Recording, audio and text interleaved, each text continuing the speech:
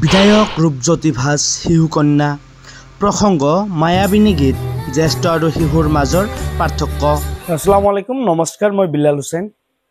অনুগ্ৰহ কৰি সকলোকে ৰিকুৱেষ্ট কৰিছোঁ ভিডিঅ'টো অকণমান স্কিপ নকৰিব, সম্পূৰ্ণ ভিডিঅ' চাওক। জুবিনদাৰ জনপ্ৰিয় গীত মায়াবিনী গীত আমাৰ সকলোৰে প্ৰিয় গীত।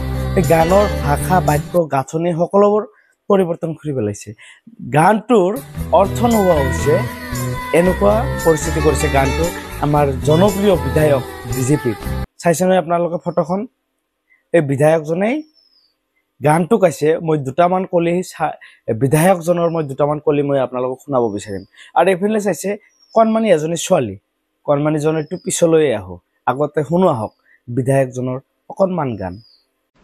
মায়াবিনী দুচকু ৰাতি দেখা পালো তোমাৰ ছবি নীলা।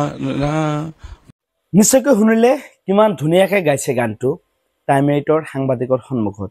এতিয়া শুনো আহক কণমানিজনীৰ মায়াবিনী গীতটো।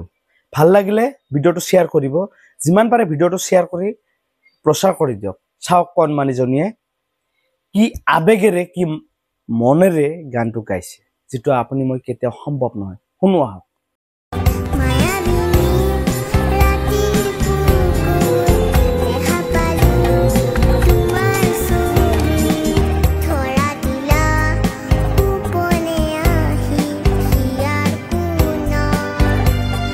এতিয়া আপুনি কি ভাবিছে? দুয়োটা গানেই শুনিলে আপোনাৰ মনত কি প্ৰশ্ন জাগিছে?